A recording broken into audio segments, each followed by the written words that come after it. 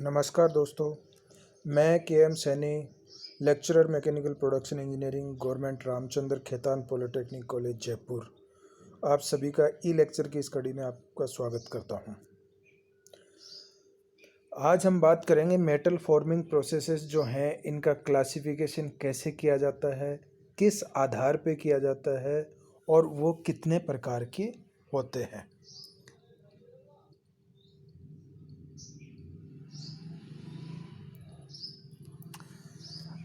Metal forming process का classification करने से पहले हम इस बात पे चर्चा करते हैं कि मैन्युफैक्चरिंग प्रोसेस क्या होते हैं।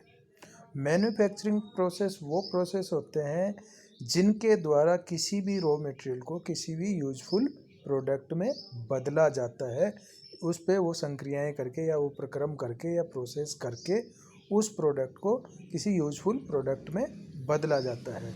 और मैन्युफैक्चरिंग प्रोसेस डिफरेंट तरह के होते हैं। उनमें से कुछ जो मैन्युफैक्चरिंग प्रोसेस हैं उनको यहाँ अपने दिखाया गया है। जैसे जॉइनिंग प्रोसेस है, तो जॉइनिंग में है जैसे वेल्डिंग है, सोल्डरिंग है, फैब्रिकेशन है। फिर डिवाइडिंग है, कटिंग है, स्लिटिंग आदि डिवाइडिंग के अंतर्गत आते।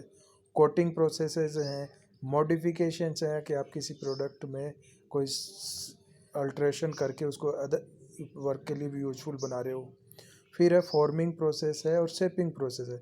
शेपिंग प्रोसेस में जनरली मशीनिंग प्रोसेसेस आते हैं जो कि सेपरेट स्ट्रीम में अपने पढ़ते हैं। तो ये जो बाकी सारे मैन्युफैक्चरिंग प्रोसेसेस हैं, इनको हम अलग अलग सब्जेक्ट्स में पढ़ेंगे, वर्कशॉप टेक्नोलॉजी है उनमें पढ़ेंगे। इस सब्जेक्ट में हम फॉर्मिंग प्रोसेसेस के बारे में बात करेंगे कि फॉर्मिंग प्रोसेस क्या होते हैं, उनका क्लासिफिकेशन कैसे होता है, किस आधार पे उनका क्लासिफिकेशन किया जाता है। तो सबसे पहले तो हम फॉर्मिंग प्रोसेस को डिफाइन करते हैं कि फॉर्मिंग प्रोसेस होता क्या है। तो फॉर्मिंग एक प्रोसेस है जिसमें कि किसी भी रॉ मटेरियल की शेप और साइज में परिवर्तन करके उसको यूजफुल प्रोडक्ट बनाया जाता है। और उसकी शेप और साइज में ये परिवर्तन प्लास्टिक डिफॉर्मेशन के द्वारा किया जाता है। और ये जो प्लास्टिक डिफॉर्मेशन है वो कंप्रेसिव फोर्सेस या टेंसाइल फोर्सेस, शियर फोर्सेस या बेंडिंग फोर्सेस के द्वारा किया जाता है, या इनके कॉम्बिनेशन से भी किया जा सकता है। तो ये फॉर्मिंग प्रोसेसेस हैं। अब फॉर्मिंग प्रोसेसेस हैं, ये वाइडली यूज किए जाते हैं और इनका जो मुख्य रूप से जो उपयोग है वो ऑटोमोबाइल है, एरोस्पेस है, डिफेंस है और अन्य इंडस्ट्रीज़ हैं। और इवन अपने घरों में भी इसके जो बने हुए प्रोडक्ट्स हैं वो बहुतायत से प्रयोग किए जाते हैं।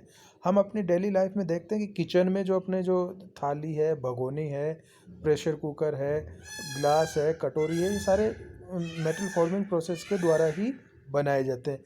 बाथरूम में आप देखोगे तो आपके टूथपेस्ट ट्यूब्स हैं, मेडिसिन ट्यूब्स हैं, ये सारी मेटल फॉर्मिंग प्रोसेस के द्वारा ही बनाई जाती हैं।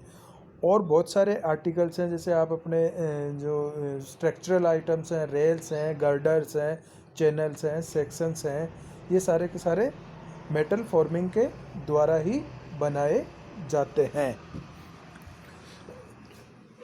और इनके अलावा जैसे ट्यूब्स हैं, चैन्स हैं, साइकिल रिम्स हैं, ऑटोमोट बॉडीज़ हैं, वॉल्स हैं, रोल शेप्ड हैं, कॉइन्स हैं, स्टैम्प्ड हैं आदि इसमें मेटल फॉर्मिंग प्रोसेस के द्वारा बनाई जाती हैं। अब अपना जो है क्लासिफिकेशन है कि ये मेटल फॉर्मिंग प्रोसेसेस का क्लासिफिकेशन कैसे किया जा सकता है, किस आधार पे किया जा सकता है। तो एक ब्रीफ जो क्लासिफिकेशन है वो यहाँ पे आपको दिखाया गया है कि मेटल फॉर्मिंग प्रोसेसेस को 3 भागों में बांट सकते हैं अपने। एक है bulk forming, sheet metal forming और पाउडर मेटल फॉर्मिंग। ये जो बल्क फॉर्मिंग है इसको फर्दर 2 भागों में डिवाइड कर सकते हैं, प्राइमरी ऑपरेशंस और सेकेंडरी ऑपरेशंस। और जो शीट मेटल है उनके डिफरेंट ऑपरेशंस हैं, उनके आधार पे अपने इनको डिवाइड कर सकते हैं। और पाउडर मेटलर्जी एक अलग से स्ट्रीम है जिसकी स्टडी अपने अलग से करते हैं पाउडर मेटलर्जी में। तो पाउडर मेटल फॉर्मिंग प्रोसेस है, ये एक रिसेंट डेवलपमेंट है। अब हम इनका क्लासिफिकेशन करते हैं मेटल फॉर्मिंग प्रोसेस का। तो सबसे पहला जो आधार है इनको क्लासिफाइड करने का वो है अमाउंट ऑफ डिफॉर्मेशन, कि जो अमाउंट ऑफ डिफॉर्मेशन है कि कितना अमाउंट अपने को डिफॉर्म्ड करना है, उसके आधार पे अपने इनको कितने भागों में बांट सकते हैं। तो अमाउंट ऑफ डिफॉर्मेशन के आधार पे अपने इनको 3 भागों में बांट सकते हैं। पहला है बल्क फॉर्मिंग प्रोसेस, दूसरा है शीट फॉर्मिंग प्रोसेस और तीसरा है powder metal forming process. Bulk forming process में क्या करते हैं कि जो मटेरियल होता है, रॉ मटेरियल होता है, उसका जो सरफेस एरिया और वॉल्यूम रेशियो है वो कम होता है, यानी कि इसमें वॉल्यूम ज़्यादा होता है और सरफेस एरिया कम होता है। यानी कि बल्क डिफॉर्मेशन जहाँ किया जाता है मटेरियल का, वो आपके बल्क फॉर्मिंग प्रोसेसेस में आते हैं। तो इस प्रकार के जो बल्क फॉर्मिंग प्रोसेस है उनमें रोलिंग है, फोर्जिंग है, एक्सट्रूजन है, ड्राइविंग है, आदि ऑपरेशंस आते हैं। और इस प्रकार के जो ऑपरेशंस हैं, ये जो फॉर्मिंग ऑपरेशंस है बल्क फॉर्मिंग में, नेचर ऑफ जो फोर्सेस जो अप्लाइड होते हैं वो कंप्रेसिव और टेंसाइल शियर नेचर के या इनके कॉम्बिनेशन नेचर के हो सकते हैं और होते हैं।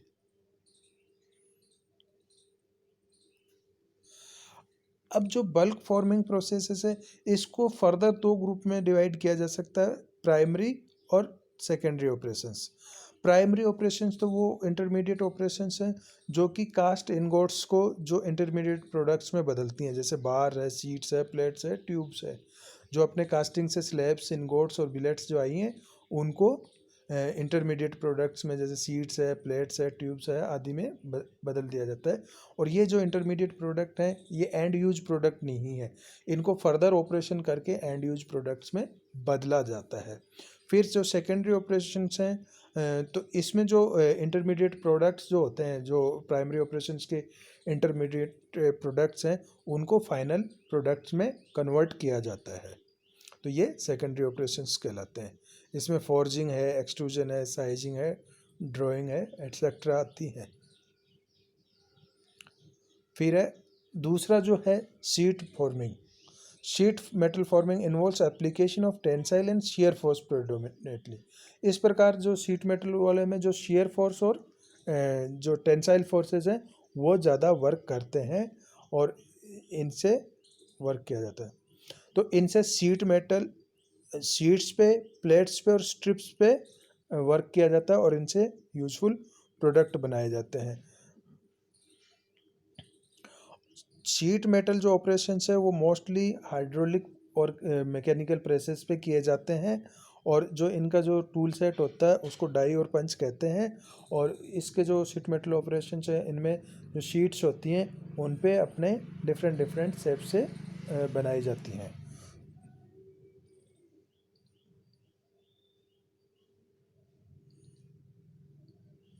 फिर तीसरा है पाउडर मेटल फॉर्मिंग। ये एक नई क्लास है फॉर्मिंग प्रोसेस की जिसमें मेटल का पाउडर बना के उसको रिक्वायर्ड शेप्स में बनाया जाता है, कंप्रेस किया जाता है। तो पाउडर मेटलर्जी का या पाउडर मेटल फॉर्मिंग का एक एडवांटेज है कि इसकी एबिलिटी है कि जो पार्ट है अपना उस पर क्लोज डायमेंशन के टॉलरेंस मेंटेन कर सकते हैं और बिना मटेरियल का वेस्टेज किए उस क्लोज डायमेंशन पे अपने पहुंच सकते हैं। तो इसी कारण से इस प्रोसेस को नियर नीट शेप फॉर्मिंग भी कहा जाता है। तो अपने बात करें कि नियर नेट से शेप फॉर्मिंग प्रोसेस क्या होता है, तो वो पाउडर मेटलर्जी या पाउडर मेटल फॉर्मिंग प्रोसेस होते हैं जिनमें कि मेटल के पाउडर को डिजायर्ड शेप या जो वो है डाई कैविटी उसमें डाल के कंप्रेस करके और उसको रिक्वायर्ड शेप दी जाती है और उसमें क्लोज टॉलरेंस मेंटेन किए जाते हैं।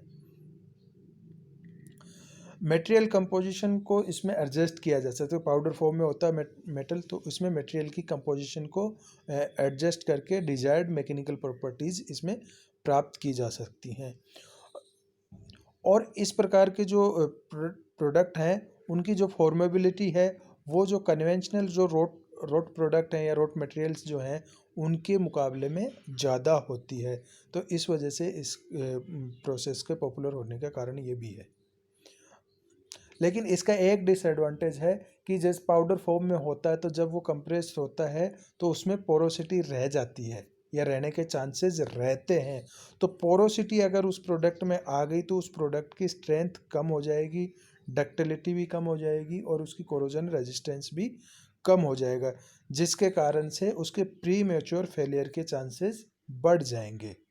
तो इस चीज़ का हमें ध्यान रखना चाहिए कि पाउडर मेटल फॉर्मिंग करते टाइम में उसमें पोरोसिटी के कारण उसकी प्रॉपर्टीज़ हैं वो अल्टर नहीं होनी चाहिए। तो ध्यान ये रखेंगे कि उसमें पोरोसिटी ना आ पाए, एयर एंट्रैप्ड ना रह पाए।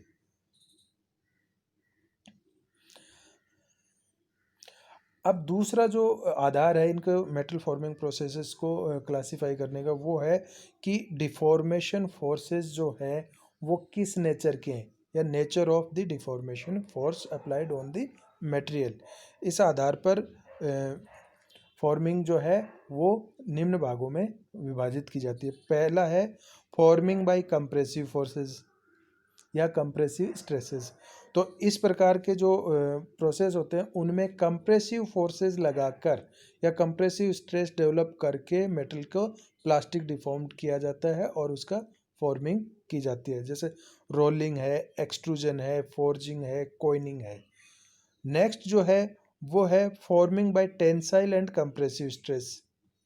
अब जो नेक्स्ट जो क्लासिफिकेशन है कि उसमें टेंसाइल और कंप्रेसिव दोनों प्रकार के नेचर के फोर्सेस हों तो उसमें वो कौन से प्रोसेस आएंगे।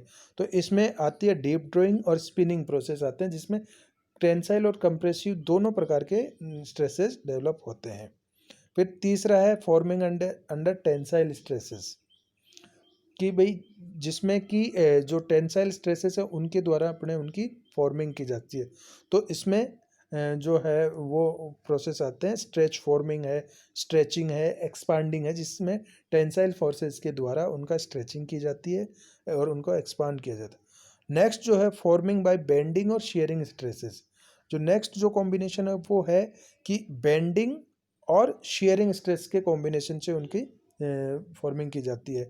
तो इस प्रकार के जो ऑपरेशन है वो मोस्टली शीट मेटल पे किए जाते हैं और उनमें जो है बेंडिंग है, शेयरिंग है, पंचिंग है, ब्लैंकिंग ऑपरेशंस किए जाते हैं। तो ये जो फोर्थ कैटेगरी है forming by bending and shearing stress mostly sheet metal works पे की जाती है। अगला जो क्राइटेरिया है वो है वर्किंग टेम्परेचर के आधार पे, कि वर्किंग टेम्परेचर के आधार पे मेटल फॉर्मिंग प्रोसेसेस कितने तरह के होते हैं। तो वर्किंग टेम्परेचर के आधार पे जो मेटल फॉर्मिंग प्रोसेसेस हैं या फॉर्मिंग प्रोसेसेस हैं वो दो प्रकार के होते हैं, हॉट वर्किंग और cold working. Hot working process वो होते हैं जिनमें मेटल फॉर्मिंग प्रोसेसेस जो है उस मटेरियल के रिक्रिस्टलाइजेशन टेम्परेचर के ऊपर के टेम्परेचर पे किया जाता है, अर्थात जिसमें मटेरियल को गर्म किया जाता है और उसको इस टेम्परेचर तक गर्म किया जाता है कि उसका रिक्रिस्टलाइजेशन टेम्परेचर उसको क्रॉस कर जाता है और उसके क्रिस्टल रिक्रिस्टलाइज होना शुरू होते हैं और उस कंडीशन में उस पर वर्क किया जाता है। इसको जनरल भाषा में कहें तो कि रेड हॉट कंडीशन में इस पर वर्क किया जाता है। दूसरा है कोल्ड फॉर्मिंग और कोल्ड वर्किंग। कोल्ड वर्किंग में क्या करते हैं कि अपने रूम टेम्परेचर या रिक्रिस्टलाइजेशन टेम्परेचर से नीचे का वर्किंग टेम्परेचर रख के उस पर वर्क किया जाता है और इस प्रकार की जो वर्किंग है उसको कोल्ड वर्किंग प्रोसेस कहते हैं या कोल्ड वर्किंग कहते हैं या कोल्ड फॉर्मिंग प्रोसेस कहते हैं। इस प्रकार के जो प्रोसेस हैं उनमें रिक्रिस्टलाइजेशन नहीं होता है और मटेरियल को अगर गर्म भी करते हैं तो उसके रिक्रिस्टलाइजेशन टेम्परेचर से नीचे नीचे के टेम्परेचर पे ही गर्म करते हैं और जनरली ये जो प्रोसेस है वो रूम टेम्परेचर पे किया जाता है। Hot working. Hot working is a metal forming process that is carried out at a temperature range that is higher than the recrystallization temperature of the metal being formed। यानी कि hot working वो process है जिसमें कि metal का जो recrystallisation temperature है उससे ऊपर की टेम्परेचर रेंज पर उसको वर्क किया जाता है। अब कुछ क्वालिटी होती हैं हॉट वर्किंग प्रोसेस की जो कि एडवांटेज होता है, यानी कि अपने सीधे सीधे ये कह सकते हैं कि हॉट वर्किंग के एडवांटेज क्या क्या हैं। तो अपने जो है हॉट वर्किंग के एडवांटेजेस की बात करते हैं। जब हम मटेरियल को गर्म करते हैं और उसका जो रेड हॉट कंडीशन आ जाती है तो उसकी जो स्ट्रेंथ है वो घट जाती है, जिसकी वजह से जो कि वर्क फोर्स रिक्वायर्ड है या डिफॉर्मेशन की जो रिक्वायर्ड फोर्स या जो लोड है वो कम हो जाता है, जिससे कि कम फोर्स में ही अपने ज़्यादा मटेरियल का डिफॉर्मेशन कर सकते हैं। इस प्रकार के जो प्रोसेस हैं हॉट वर्किंग में no strain hardening will occur, strain hardening नहीं होती है। Hot working temperature requires much less force and power in the then in cold working. Cold working की तुलना में इस प्रकार के प्रोसेस हैं उनमें बहुत कम फोर्स और पावर की रिक्वायरमेंट होती है, क्योंकि जैसे ही रिक्रिस्टलाइजेशन टेम्परेचर से ऊपर अपने गर्म करते हैं उसको, तो उसकी डक्टिलिटी बढ़ जाती है और स्ट्रेंथ कम हो जाती है और उसके यील्ड स्ट्रेस कम हो जाते हैं, जिसकी वजह से कम फोर्सेज में उसका डिफॉर्मेशन शुरू हो जाता है। इस प्रकार के जो प्रोसेस हैं उसमें टेम्परेचर हाई टेम्परेचर के कारण से उसकी डक्टिलिटी बढ़ जाती है। डक्टिलिटी बढ़ने के कारण से हम उसमें मैसिव शेप चेंजेस कर सकते हैं, यानी कि उसमें नंबर ऑफ जो अमाउंट ऑफ डिफॉर्मेशन है वो अपने ज़्यादा कर सकते हैं कम फोर्सेस में।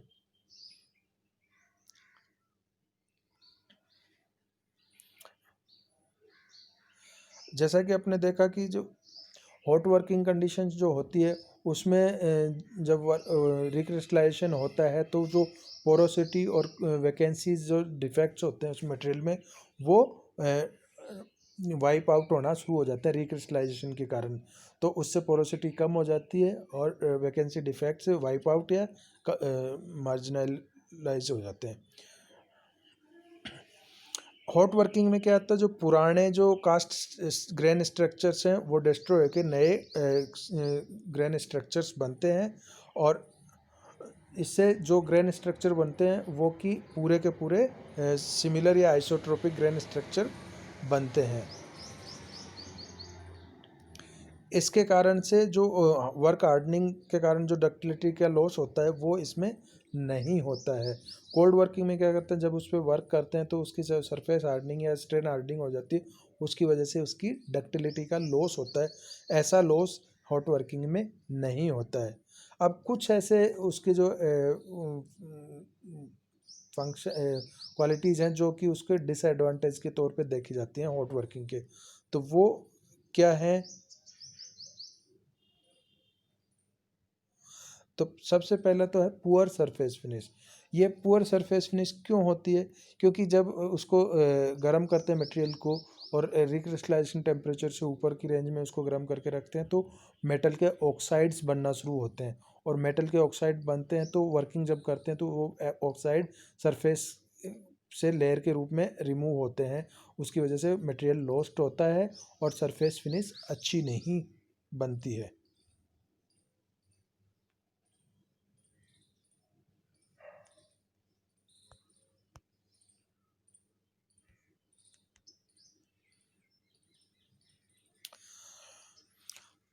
अब जब सरफेस फिनिश पुअर हो जाती है तो इसकी वजह से, ये किसकी वजह से होती है, ये होती है स्केल और ऑक्साइड फॉर्मेशन के कारण से।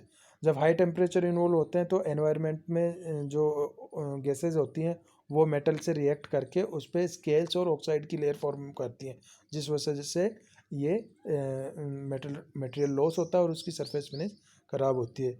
तो इसमें दूसरा डिसएडवांटेज क्या है कि increase scales and oxide formation होता है, और इस ऑक्साइड और इसकी फॉर्मेशन के कारण जो सरफेस में जो कार्बन कंटेंट्स होता है वो डिकार्बोनाइजेशन होना शुरू हो जाता है, और उसकी जो सरफेस लेयर होती है उसमें कार्बन कंटेंट कम हो जाता है, जिस कारण से उसका डिकार्बोनाइजेशन ऑफ स्टील हो जाता है। अब जो स्केल में मटेरियल लॉस हो रहा है तो इस वजह से हम उसकी क्लोज डायमेंशनल टॉलरेंस या डायमेंशनल एक्यूरेसी मेंटेन नहीं कर सकते हैं इसमें। अब इसमें क्या पार्ट को हीटिंग की रिक्वायरमेंट होती है कि हर एक पार्ट को अपने को उसके रिक्रिस्टलाइजेशन टेम्परेचर से ऊपर हीटअप करना होता है। तो जिस वजह से जो आपका टूल यूज़ कर रहे हैं उसकी टूल लाइफ कम हो जाती है, क्योंकि हॉट कंडीशन में मटेरियल से कांटेक्ट में आता है टूल, तो उसकी टूल लाइफ रिड्यूस हो जाती है। और इसमें हीटिंग और मटेरियल का हैंडलिंग वो डिफ़िकल्ट होने की वजह से इसकी प्रोडक्टिविटी जो है वो लोअर होती है compare to cold working process, क्योंकि इसमें जो हॉट कंडीशन में मटेरियल होता है तो उसमें मटेरियल का हैंडलिंग भी डिफ़िकल्ट होता है, और ऑक्साइड लेयर की फॉर्मेशन के कारण से इसमें मटेरियल लॉस भी होता है, और जो टूल लाइफ है वो भी कम हो जाती है। तो इस वजह से ओवरऑल इस प्रोसेस की जो प्रोडक्टिविटी है वो compare to cold working process कम होती है। और इसमें एक अलग और से डिसएडवांटेज ये है कि हीटिंग की ज़रूरत तो होती है इसमें, तो हर एक स्टेज पे हीटिंग की ज़रूरत तो होती है, तो कोल्ड वर्किंग प्रोसेस की तुलना में इसमें ज़्यादा एनर्जी इनपुट रिक्वायरमेंट होती है। अब हम बात करते हैं कोल्ड वर्किंग की। कोल्ड वर्किंग प्रोसेस है जिसमें मेटल फॉर्मिंग प्रोसेस है, जिसमें कि मटेरियल को रूम टेम्परेचर या टेम्परेचर जो उसका रिक्रिस्टलाइजेशन टेम्परेचर है उसके नीचे के टेम्परेचर पे उस पर वर्क किया जाता है। अब इसके कुछ प्रॉपर्टीज़ हैं कि उसमें कोल्ड वर्किंग में क्या क्या होता है। प्लास्टिक डिफॉर्मेशन के कारण उसकी स्ट्रेन हार्डनिंग होती है, यील्ड स्ट्रेंथ हाई होती है। लो टेम्परेचर पे यील्ड स्ट्रेंथ हाई होने की वजह से force required to shape part is greater. तो जिस वजह से यील्ड स्ट्रेंथ ज़्यादा है तो ज़्यादा अपने को फोर्स रिक्वायर्ड होंगे और ज़्यादा पावर इनपुट की रिक्वायरमेंट होगी। और इस केस में क्या उसकी जो मटेरियल की डक्टिलिटी है लोअर टेम्परेचर पे वो कम होती है, जिस वजह से उसमें लिमिटेड शेप चेंजेस कर सकते हैं। तो उस वजह से limited amount of shape changes किए जाते हैं। और कोल्ड वर्किंग करने के लिए अपने को जो सरफेस है उसकी प्रिपरेशन रिक्वायर्ड होती है, क्योंकि जो सरफेस पे जो डस्ट वगैरह है डर्ट वगैरह है उसको पहले क्लियर करना होता है। हॉट वर्किंग में ऐसा नहीं करना होता, तो उसमें सीधा हॉट किया उसको, तो वो जो सरफेस पे जो इम्प्योरिटीज़ या जो थी वो सब वाइप आउट वो ऑक्साइड के साथ ही हो जाती हैं।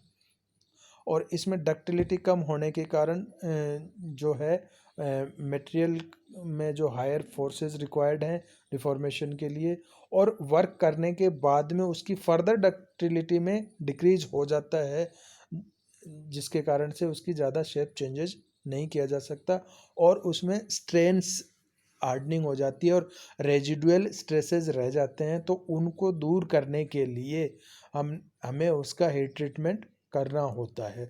तो कोल्ड वर्किंग के बाद में जो इंटरनल स्ट्रेसेस हैं उनको रिलीव करने के लिए आपको फर्दर उस पार्ट का हीट ट्रीटमेंट नेसेसरी हो जाता है।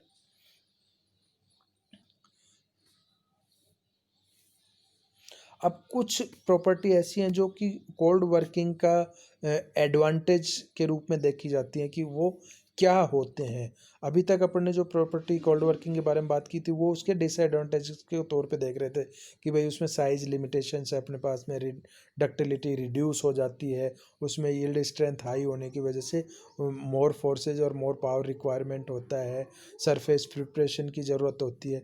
अब ऐसे कुछ प्रॉपर्टीज जो होती हैं वो होती हैं कि वो उनकी वजह से इनको एडवांटेज के तौर पे देखते हैं। वो हैं कि जो पार्ट हैं वो स्ट्रोंगर और हार्डर हार्डर होते हैं, क्योंकि उसमें जो सरफेस पे स्ट्रेन हार्डनिंग हो जाने के कारण से जो पार्ट बनता है वो स्ट्रोंग और हार्ड बनता है, जिससे कि उसकी लाइफ अच्छी होती है। और कोल्ड वर्किंग के द्वारा हम डायरेक्शनल ग्रेन ओरिएंटेशन प्रोड्यूस कर सकते हैं, जैसे जो कि कोल्ड हॉट वर्किंग में पॉसिबल नहीं है, क्योंकि हॉट वर्किंग में रिक्रिस्टलाइजेशन होता है तो ग्रेन ओरिएंटेशन न्यू फॉर्मेशन होता है, लेकिन इसमें अपने ग्रेन ओरिएंटेशन को डायरेक्शनल मूवमेंट दे सकते हैं। और तीसरा जो एडवांटेज है कि इसमें एक्यूरेट ज्योमेट्रिकल टॉलरेंस भी प्राप्त किए जा सकते हैं, क्योंकि इसमें किसी प्रकार का जो मटेरियल लॉस है वो ऑक्साइड के रूप में नहीं होता है, तो अपनी क्लोज डायमेंशनल टॉलरेंस को अपने मेंटेन कर सकते हैं। और इसमें ऑक्साइड और स्केल्स की लेयर फॉर्मेशन नहीं होने की वजह से इससे जो सरफेस प्राप्त होती हैं, जो सरफेस अपने होती हैं, वो बेटर सरफेस फिनिश के साथ में होती हैं। और इसमें किसी प्रकार की प्री हीटिंग रिक्वायर्ड नहीं है, तो फास्टर किया जा सकता है इस प्रोसेस को, तो फास्ट प्रोडक्शन पॉसिबल है। मिनिमम और no heating of the part is required होने की वजह से इसमें एनर्जी इनपुट भी कम होता है।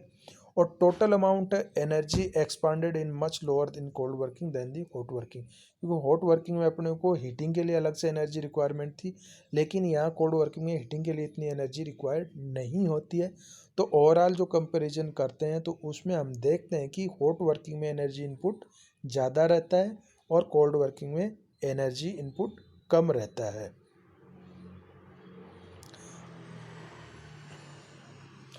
अब जो नेक्स्ट जो लेक्चर होगा उसमें अपने स्ट्रेन हार्डनिंग के और इनके बाकी का जो पार्ट है वो करेंगे। धन्यवाद।